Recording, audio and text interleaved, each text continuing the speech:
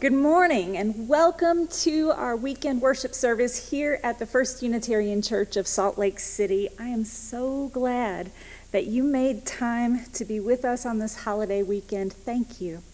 If you're new to our community or you're joining us for the very first time, we are especially glad that you're here today. I invite you to check out our website or our social media channels to learn more about our church community and how you can be a part of what we're doing here. We have several announcements today, but listen, I haven't been this excited to make announcements in a long time, so check it out. First announcement today. I am very pleased to announce to you that the transition team has selected our new interim minister. His name is Ian White Maher, M-A-H-E-R, and he's coming to us from the Boston area. I had a really nice talk with him earlier this week, and I'm so excited for the vision and energy that he's bringing our way to Salt Lake City. Now, if you'd like to learn more about him yourself, you can visit his website, ianwhitemaher.com. He'll be starting with us on August 1st, so send him all your positive energy and well wishes over the summer for a safe, easy move to Salt Lake City and a smooth transition into the new year. Second, I want to announce once more the events for Pride Week, which is starting this weekend.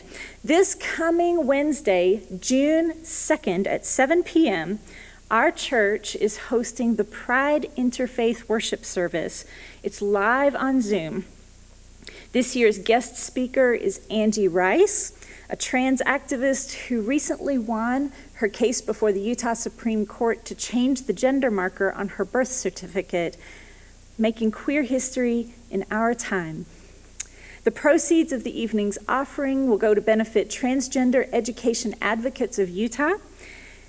Now, this is a Zoom webinar, so you'll need to register in advance. And if you want to register for this webinar, you just go to our website, and you shall find it right there on the front page, or you can visit the Pride Center website, utahpridecenter.org, to pre-register. Then don't forget that next Sunday is our joint worship service with our friends at South Valley UU Society. It starts at 9:30.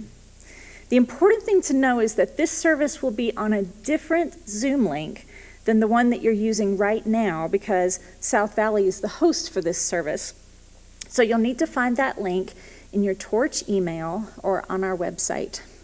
Now, it's just a quick half-hour service in order to give people time to get downtown and join the Pride March that starts up at the state capitol and goes all the way down to Liberty Park. Now, it's not a parade this time, it's just a march. So you don't have to go to our usual spot and line up. You just get yourself to State Street and join up anywhere you like. Or you can just join the crowd at Liberty Park if marching is hard for you. Or if you already know that you'd rather attend coffee hour, there will be a coffee hour on our usual link at 11 o'clock. And finally, can't wait to share this news. I've been sitting on it for weeks, just making sure that everything was lined up, and now I can tell you. Are you ready? On June 20th, we are going to have a live, in-person, outdoor worship service. I know, right? Across the street from our church at McGillis School. This will be our annual flower communion ceremony, so bring your own seating, chairs, picnic blanket, whatever you like. Be sure to wear a mask, and don't forget to bring some flowers to share in the ceremony. The service will begin at 10 o'clock, and we'll have a few chairs for folks who are elderly, disabled, need a little help. We've got you. We do intend to live stream the service if you can't attend or if you're not quite ready for an in-person gathering. But for those who are, it's going to be so lovely for us all to see each other in person and worship together as a church community.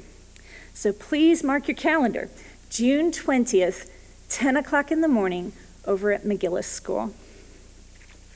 Okay. Now let me come back down to earth after the excitement of those wonderful announcements and begin our service by lighting the chalice. Each Sunday, we light this flame to remind us who we are. We are Unitarian Universalists, a people of hope and possibilities, a people of courage and conviction. Today, we light it with these words by the Reverend Audette Fulbright. This light we kindle is set in the lamp of our history. We inherit this free faith from the brave and gentle, fierce and outspoken hearts and minds that have come before us. Let us be worthy inheritors of this faith, and through our good works, pass it boldly to a new generation.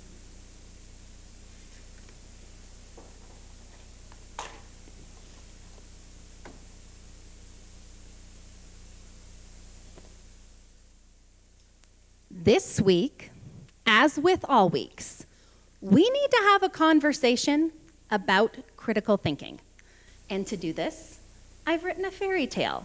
So, settle in. Once upon a time, there was a legislator coming from a district of 88% white people, a devoted legislator. He loved his charter schools, yelling at the federal government and Fox News. One day, this legislator, ever so concerned for the children, heard from his favorite lobbyists about this shiny new box that the left was poised to poison the children. Won't you think of the children? With critical race theory. Everyone is doing it, said the lobbyists.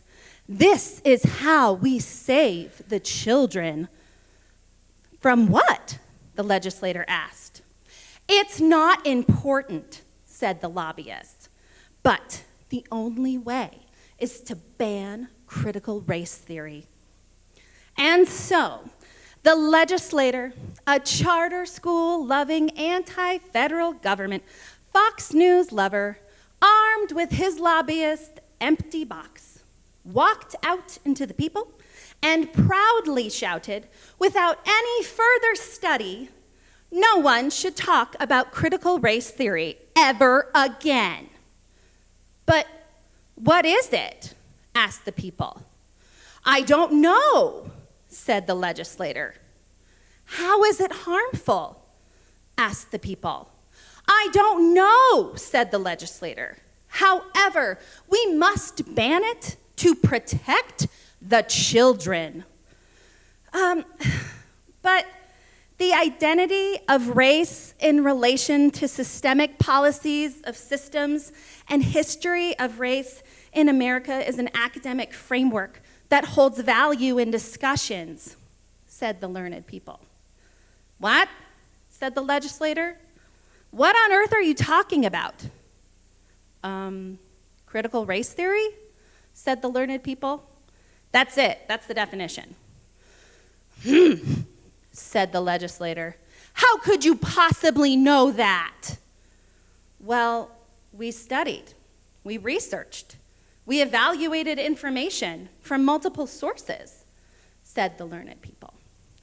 But I like my box. My box helps me feel grounded in values I refuse to look critically at. And the lobbyist gave it to me. I'm protecting the children, said the legislator. But are you? Asked the learned people. How are you protecting the children if you refuse to learn about an issue or consider multiple points? How are you protecting anyone if you're not considering a wide breadth of stakeholder groups, including people who may not agree with you? How is that protecting the children? It just is, said the legislator, who left to stand with the people exactly like him, coming from the same lived experiences, in the same red-line, gerrymandered communities, feeling safe, holding his shiny, empty box.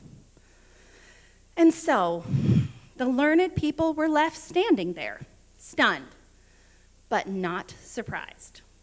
The discussion was over because the legislator took his empty box and left. That is what people do when they don't have any critical analysis of their viewpoints. They get up, say that they're right, and that's that, and leave the conversation. The end. This fairy tale is one we've seen over and over and over again. We will continue to see it. That's why it's so important for people to critically evaluate issues and ideas in their communities. Otherwise, you're just holding an empty, shiny box. Let us now take a moment to breathe in, settle into a space of meditation, prayer, or reflection.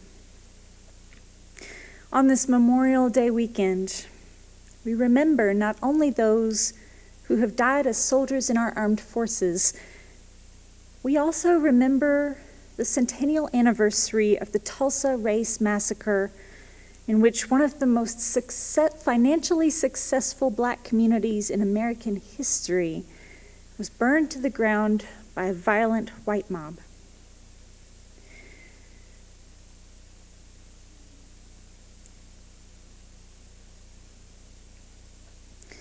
Today, we give thanks for Black American ancestors who established Decoration Day, a day to remember fallen soldiers, the dead ones gone too soon. We remember all those who died in the service of our country, our family members, our friends. We remind ourselves that it is a complicated sacrifice. Not one of them would have chosen it. Every soldier longs to return safely home to their families. None wishes to die for their country. No country or cause ever fully deserves it. We recognize and remember that there are many Unitarian Universalists serving in our armed forces today, and many who have done so in the past. And we honor the difficult moral decisions that they faced and are facing as they serve. We pause to consider the complexity of what we call freedom, of being a resident of this nation with such high ideals that yet has done such great harm around the world. We hold both the gratitude and the grief of it. We recommit ourselves to the cause of peace, even as we honor those who died in war, even as we honor those who risk it now. We recommit ourselves to resisting the warlike and conquering spirit in America, its urge to treat our fellow human siblings as collateral. We recommit ourselves to working to protect and nourish Black lives through our anti-racism work. And we recommit ourselves to the promise of our sixth principle, the goal of world community for all people. May we be strengthened by each other in that great purpose. Amen.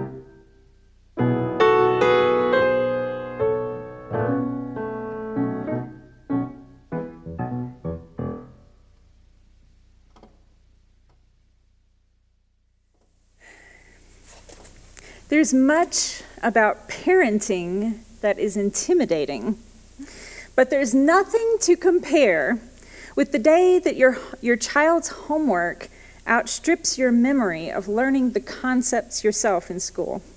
For me, that was never more true than with my kids' math homework. Now, math has never been my strong suit. I'm much more of a words person, but it is really embarrassing how early in my child's educational career that they came home with math problems that I had no idea how to solve.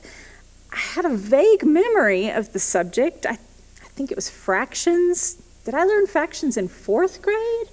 I can't remember. Anyway, it's a humbling moment when you have to tell your child that, sorry, I just won't be able to help you with this homework anymore. Good luck, kiddo. You're on your own now. All I can do is cheer you on from the sidelines. I think each of us who are parents want to be our kids' first and best teachers. We feel an intense pressure to prepare our kids for the world they'll face when they move out and move on. How will they do their taxes, plan a cross-country trip, negotiate a pay raise or car loan, raise our grandbabies? What tools will they need to live successful lives that we are inevitably forgetting to teach them? And we don't have a lot of good help. When you really stop and think about it, what is your child learning at school? The math homework issue really got ratcheted up for us when the Common Core standards came to our elementary school some years back. As a former school teacher myself, I was excited to see the national education standards getting a long overdue update, especially in math and science. Generations of kids struggled with outdated and confusing algorithms, leaving them with that often heard lament, I'm just no good with numbers. Just imagine scientific and technological advancements from a new generation of kids who would simply be taught to look at those same old numbers in new ways. So, I could hardly believe my ears when I heard the uproar from local parents about the Common Core. I mean, people were livid in our county in Alabama. The Common Core is going to ruin education. Nobody can understand it. It's a liberal plot to take our kids away. People were really pulling their kids out of our fantastic public school and sending them to private academies who were loudly advertising no Common Core in our school. Was this a thing in Utah? I don't know. Yeah, maybe. Well, when it really came down to it, though, most parents couldn't really tell you what was in the Common Core standards. They hadn't actually looked at it. The most commonly heard complaint about the new math standards was that the parents themselves did not understand the new algorithms, and so they couldn't help their kids with their homework. Millions of dollars in research and curriculum development and implementation at risk in state legislatures across the country because parents were feeling insecure about helping their kids with their homework. Look, I get it. That anxiety is so real. But the real problem is much bigger than anxiety at homework time. Like the problem we're facing now, with over 30 state legislatures now considering or having passed bans on something called critical race theory. Critical race theory has two very important things in common with the Common Core standards. That is, that there are very loud minorities of parents who are very opposed to it, and that very few people outside of academia understand it. In fact, Senator Lincoln Fillmore of South Jordan admitted during a hearing 2 weeks ago that he had no idea what it is. And it was clear that the parents making up that vocal opposition didn't know either. They came to meetings with signs that say that critical race theory includes such terrifying topics as multiculturalism, self-reflection, social emotional learning, and normativity. To be fair, the parents do know that it also includes some things you might have heard of in relation to social justice work, such as intersectionality, restorative justice, white privilege and white fragility, and implicit bias.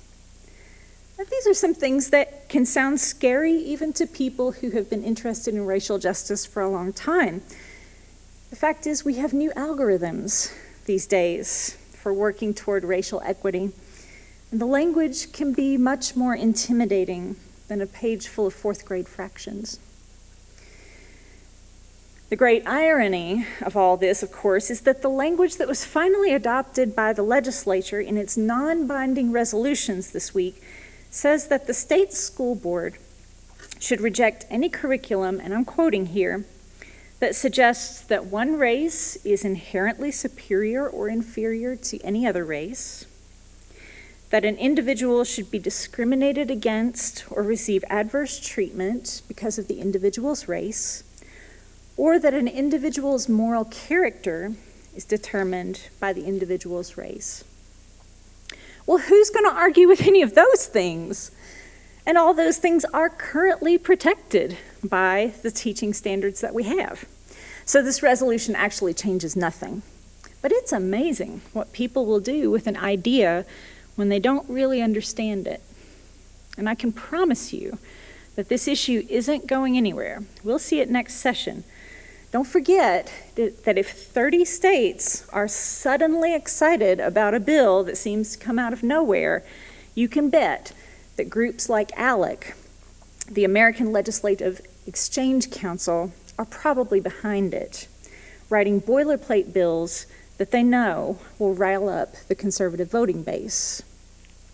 So let's just set aside for a moment the absurdity of banning something when you don't even know what it is, and be curious about why this academic theory is so threatening to people in the first place. What is critical race theory?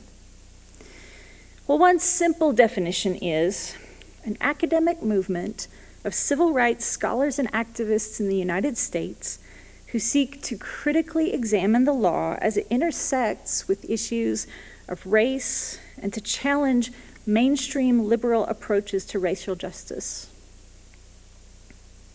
Since critical race theory first emerged from the study of the law, it makes sense to consider this definition provided by the American Bar Association. Critical race theory critiques how the social construction of race and institutionalized racism perpetuate a racial caste system that relegates people of color to the bottom tiers. CRT, critical race theory, also recognizes that race intersects with other identities, including sexuality, gender identity, and others. CRT recognizes, listen to this, that racism is not a bygone relic of the past. Instead, it acknowledges that the legacy of slavery, segregation, and the imposition of second-class citizenship on Black Americans and other people of color continue to permeate the social fabric of this nation. Now let's compare that to the resolution that the Utah legislature passed. That language makes it clear that to many Utahns, racism is merely a matter of thinking that one skin color is better than the other, of discriminating against people based on their skin color, and that the character of individuals is based on their skin color. So how can we possibly account for the fact that racism still exists when everyone agrees that racism is wrong? Well, a lot of people simply explain it by saying that America isn't racist. America isn't racist. It's so simple. If we all agree that we're not racist, then racism doesn't exist anymore. Wow, it's over. God bless America. But any person of color can tell you that racism is not over. Racism still exists. And critical race theory is an attempt on the part of researchers over the past 50 years to explain how America can still have racism when pretty much everyone in America claims not to be racist. It's important to remember that academic theories don't come out of nowhere. They are scholarly endeavors to describe what they see happening in society, in history. And what scholars in the law and education and economics and sociology can see clearly is that racism functions pretty well in the presence of millions of good Americans who believe that racism is wrong and they are not personally racist. Why is critical race theory so scary to people? Because it requires people to be critical of themselves and their country. It requires us to think critically about the systems that keep people of color out and our complicity with those systems. It requires us to face ourselves and how we might have benefited from those systems like redlining and gentrification in housing, like advantages in education, like generational wealth and personal connections. And I want you to understand something else, something really important. If it seems like I might be preaching to the choir today, I want you to know that this is not just scary fringe groups or conservatives in red states. This fear of the new algorithm of racial justice crosses political and ideological lines. There is even a movement within Unitarian Universalism right now to undermine the racial justice work of our congregations in the name of freedom of expression, making some of the very same claims that we're hearing in the news, that CRT is racist, that it encourages racial segregation, that it hampers freedom of speech and democracy. Some of these folks have been involved in racial justice efforts since the civil rights movement, so I believe that their hearts are mostly in the right place. They're just afraid to take a look at the new homework we've been assigned. Unfortunately, it's human nature to respond with defensiveness when faced with criticism about ourselves or things that we think define our identities. No one wants to think of themselves as a bad person who's part of the problem. And no parent wants to pass that feeling on to their kids. There's a lot of grief in talking to your children about the Tulsa Race Massacre or the Trail of Tears or Japanese internment. It's tough to have a conversation about George Floyd or Breonna Taylor. Even harder to explain that no matter where in this country you live, the same thing is happening in your city, and those people aren't becoming hashtags. Those people who are our neighbors. But no matter how hard it is for us white adults to explain it to our kids, it can't compare with the difficulty adults of color face when explaining it to theirs. And if children of color are old enough to experience racism, then white kids of the same age are old enough to learn how to stop it.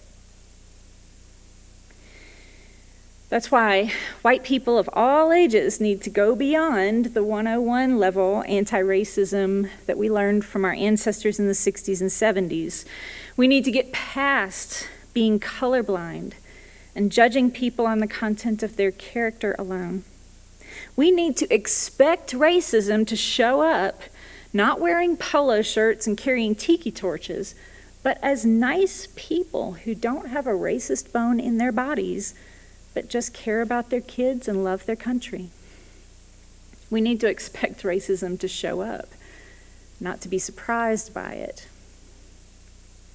And the thing is, our kids are so much farther ahead of us on this than we are. They are getting an education on social media, believe me, and it's a good thing. Our kids cannot operate in the world that is coming, in the job market that is coming, without having deep and nuanced understandings about race. That's why it's actually so important that critical race theory not be banned from our schools. All young people need the skills to navigate this stuff. But remember that for generations, families of color have had to teach their kids those skills just so they could survive in a white-dominated society. It's past time that white adults teach their kids those same skills and that they demand that their kids' schools teach them too. But along with the new algorithms of racial understanding, we also need to teach our kids to be critical without being defensive, to see race and be aware of race without being tokenizing, without putting others on the spot for it. We need to teach them how to expect racism and how to dismantle it as soon as they spot it. We need to teach our kids to be gentle and humble, to be fierce and direct, but also kind, building relationships instead of setting them on fire for not being woke enough. And we parents, grandparents, adult guardians of kids, and friends of kids need to be open to hearing what our kids are telling us, because they're on the cutting edge. We need to be ready to admit when we don't understand, or when we, as Jay Smoove puts it, we have some unexamined bit of racism stuck in our teeth.